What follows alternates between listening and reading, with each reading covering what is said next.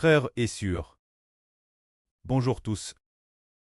Ce matin, nous allons étudier ensemble la parabole du semeur. Le Seigneur Jésus-Christ. La foule se pressait alors autour de lui. Ainsi, une grande foule se pressait pour s'approcher du Seigneur. Le Seigneur a donc monté dans une barque pour enseigner la foule. C'est alors que le Seigneur a utilisé des paraboles pour leur enseigner beaucoup de choses.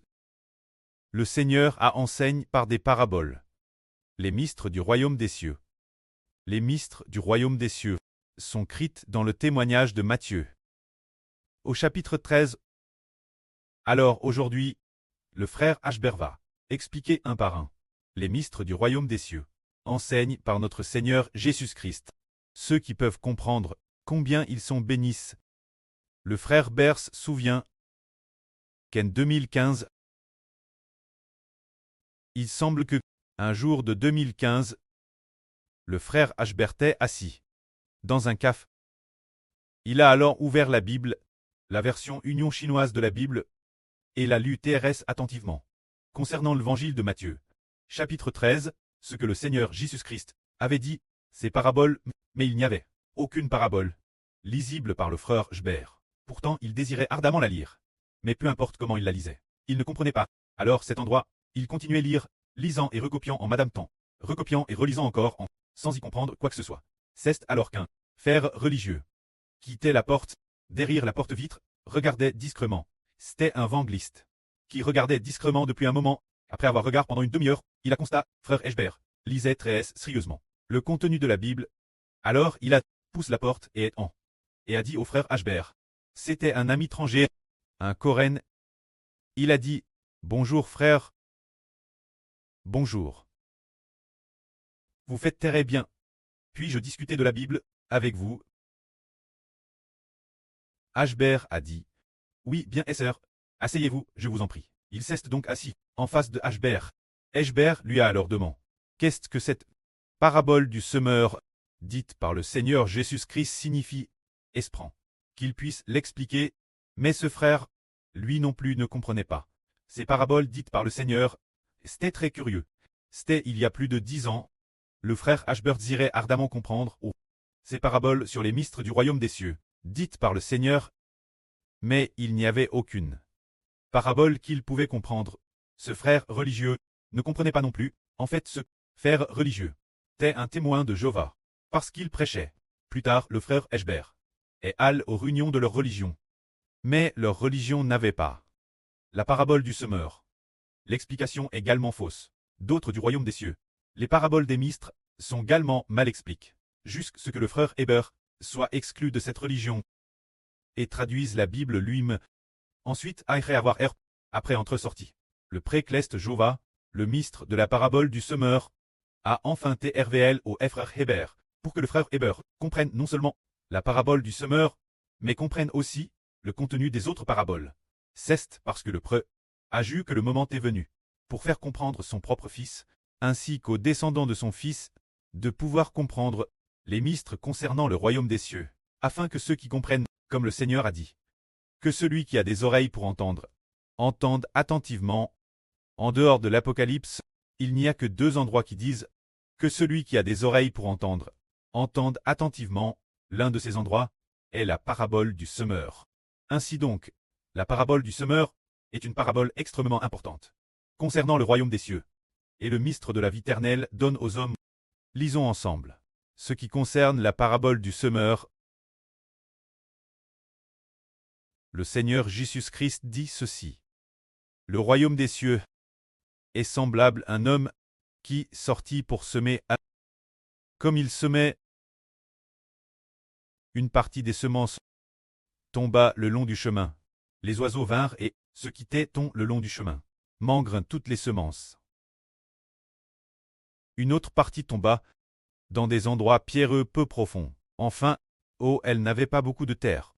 La semence leva aussitôt et produisit des feuilles. Mais parce que la terre n'était pas profonde, quand le soleil parut, elle fut brûlée. Et cette jeune pousse nouvellement ne fut dèche. Sous le vent chaud, et la jeune pousse nouvellement lève. Chat et mourut. Une autre partie des semences, pendant les semailles, tomba parmi l'épine. Comme la terre d'épines avait beaucoup d'épines et de mauvaises herbes, ainsi, puisque la semence tombe parmi l'épine, de nombreuses épines et mauvaises herbes, touffres, les pousses de cette semence, enchant cette nouvelle pousse en pleine croissance, de produire le moindre grain bien forme. Cependant, une autre partie des semences tomba dans la bonne terre et donna du fruit, un grain en donnant 100, un autre 60, un autre 30. Que celui qui a des oreilles pour entendre, entende attentivement. C'est elle ce que le Seigneur Jésus-Christ enseigne dans la parabole du semeur. Il dit, quand on sème, certaines semences tombent le long du chemin. Certaines semences tombent dans des endroits pierreux peu profonds. Certaines semences tombent parmi l'épine. Et d'autres semences tombent dans la bonne terre. Le Seigneur Christ parle des 3 premiers types de terre, bien que les semences aient été semées, mais elles ne produisent aucun fruit. Soit elles sont mangées par les oiseaux, soit elles sont desséchées par le soleil, soit elles ne peuvent pas produire de grains missis. Mais celles semées dans la bonne terre prennent vraiment racines et germent pour donner des grains pleins, les uns 100 pour 1, les autres 30 pour 1, les autres 60 pour 1. Alors le frère Ashbert aimerait demander aux frères et sœurs que ce mâtre est à semer et à semer dans 4 endroits différents. Et si nous tions le semeur, où semerions-nous pour obtenir une récolte? Est-ce la semence au bord du chemin, qui en automne donnera une récolte, ou bien celle semée dans les endroits pierreux, qui donnera une récolte, ou bien celle semée parmi l'épine, qui l'automne donnera des fruits récoltés, ou bien celle semée dans la bonne terre, qui l'automne récoltera des fruits abondants? Bien SR ceste dans la bonne terre. Ainsi, nous savons que, pour semer ou planter du mas, planter du riz, ou planter toutes sortes de crâles, il faut chercher une bonne terre pour planter. Si c'est une mauvaise terre, et que nous plantons, nous travaillons dur, mais sans aucune récolte. Si c'est une terre au bord du chemin, DS qu'on esme, les oiseaux mangent tout. Alors, malgré les efforts, il n'y a absolument aucun fruit. Bien SR, c'est une parabole du Seigneur Christ.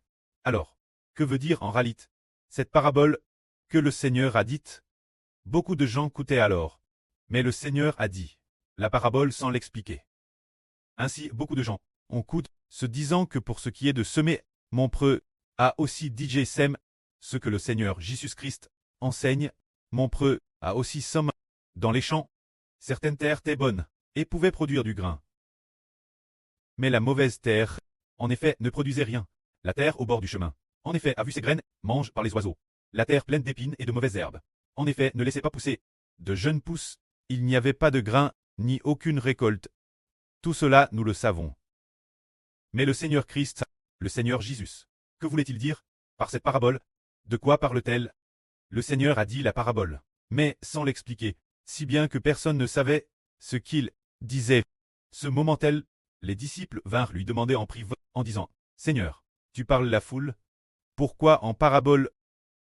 Tu devrais parler clairement. Pour eux, ce serait mieux. Pourquoi parles-tu en parabole sans leur expliquer? Nous voulons aussi savoir ce que signifie cette parabole, mais pourquoi ne fais-tu que dire des paraboles sans en donner l'explication? La foule, les disciples trouvaient cela étrange aussi. Pourquoi le Seigneur n'expliquait pas la parabole? La foule, mais disait seulement la parabole. Alors le Seigneur répondit, les mystères du royaume des cieux ne vous sont donnés vous de comprendre, mais pas eux. Ils savent que le Seigneur disait des paraboles, les paraboles du royaume des cieux, uniquement pour que les disciples sachent, et non les gens du dehors. C'est pourquoi le Seigneur utilisait des paraboles. Puis le Seigneur dit encore, c'est pourquoi écoutez attentivement. Car celui qui a, on donnera encore plus, pour qu'il soit dans l'abondance. Mais celui qui n'a pas, madame ce qu'il a, lui sera retiré. C'est pour cela que j'utilise des paraboles, pour leur parler, afin que, ils ont beau regarder, ils ne comprennent pas. Ils ont beau entendre, ils ne saisissent pas. Le Seigneur dit, le Seigneur utilise exprès des paraboles, pour faire exprès ce que les gens regardent, mais ne comprennent pas, pour faire exprès ce que les gens entendent, mais ne saisissent pas. C'est pour cela que le Seigneur Jésus-Christ utilisait des paraboles, ce qui sous-tend que le Seigneur utilise des paraboles pour expliquer les mystères du royaume des cieux, en cachant librement cela aux autres, pour ne le faire savoir que ceux qui l'aiment. Ce moment tel, le Seigneur dit encore, écoutez attentivement, car celui qui a, on donnera encore plus, pour qu'il soit dans l'abondance, ce qui signifie qu'il demande aux disciples d'écouter attentivement les mystères du royaume. Et s'ils comprennent, le Seigneur leur accordera de plus en plus de bénédictions.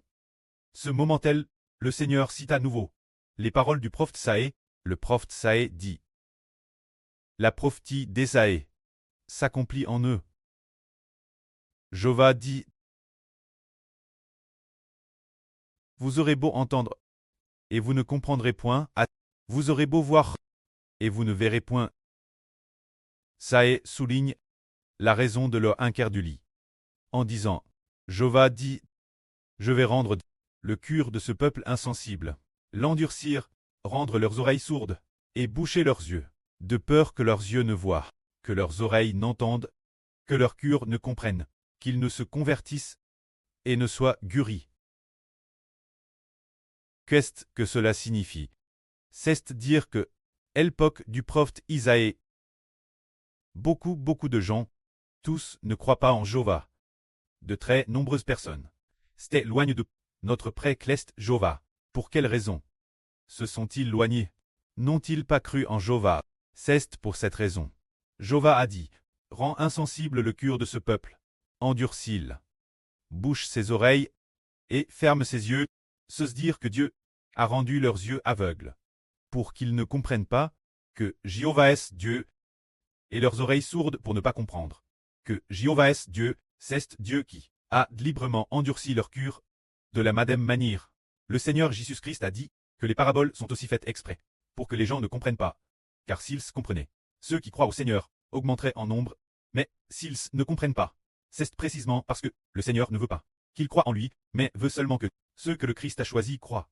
Le Seigneur veut seulement que ceux que le pré-cleste Jéhovah a choisis reçoivent le salut, et les autres ne l'obtiendront pas. C'est pourquoi le Seigneur parle en paraboles. Alors, pour nous, qui le Seigneur Jésus-Christ a clairement expliqué les paraboles, nous qui comprenons, le Seigneur dit, le Seigneur Jésus-Christ dit ceci.